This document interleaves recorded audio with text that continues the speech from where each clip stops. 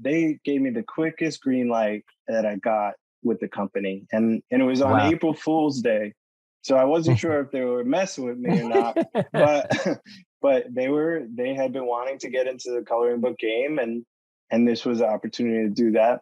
And once they said yes, I was like, great, but now I have to fill 88 pages of, pages with, like you said, blank pages. Blank pages. What? So it was like, okay, make my list of all the things that are horror related, all the horror characters that I could think of, and just go down the list. This was a big task, and I really wanted to knock it out of the park, because I was like speaking for horror fans. This was our chance to have a horror adult coloring book. And sure enough, when it came out in September 2016, it just exploded. And it was in the Wall Street Journal and GQ, and we did a video to promote it that went viral and got something like 7.5 million views. Wow. I wish just one of my podcast episodes would get 7.5 this million is the views. one. I could feel this is it right here. But that was really the spark, because about halfway through the book of drawing all these monsters and stuff, I came up with this character called Ghouliana, which is like this little undead ghoul girl that kind of messes with the colorist to find things to unlock some, terrors that she has planned. And she's really a rambunctious type of character that is really looking to twist the mind of the colorist. And she became hold on. So you, even in your coloring books, you have specific characters that have roles, it sounds like. Yes. And there's a family of characters. I just kept expanding on her Ghouliana's world, and from book to book, every book I gave a theme. So Beauty of Horror 2, we went inside Ghouliana's Creepatorium, which is like a museum of oddities. And Beauty of Horror 3 was Haunted Playgrounds, which was all carnival themes.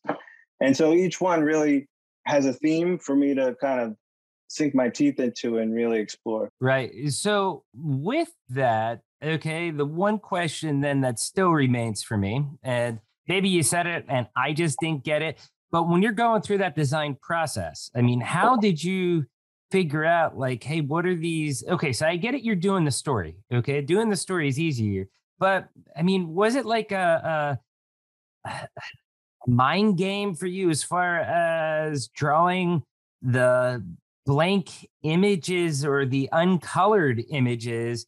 And like, how do you balance that as far as what you vision in your head versus giving the person who's buying the book the artistic freedom to color in that character or that scene how they see it, which could be different than how you see it?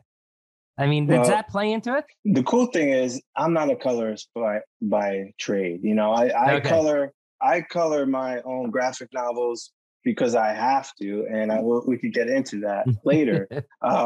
But this was actually kind of a pleasure because I just had to draw the line art. And if you go on Instagram or whatever, there's thousands of colors coloring these Beauty of Horror books, and they're fantastic. They're beautiful. And you could see the same one page colored 20 different ways, with different styles, different mediums, you name it. So for me, sounds like that's something that you end up checking out. It's not like when you're one of those people that release the book and you check out, you're actually checking to see what people are doing with your art. Absolutely. I'm very Does that give you the warm and fuzzies, give you the goosebumps, like, holy shit, people actually like this?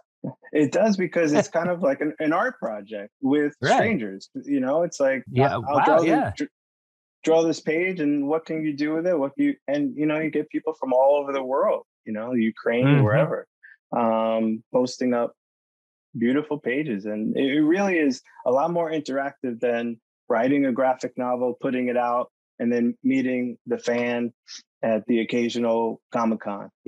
This is like an everyday interaction with fans and people that love this world. And it's really a pleasure. Do you think that everyday interaction with fans, do you think that that really helps you keep more grounded as far as, you know, where your design goes, your image goes, just your mentality? Because it's not like you're living in a bubble then thinking what people may or may not want. You're there, you're talking with them on a regular basis, and you're able to kind of get that feedback directly from the source.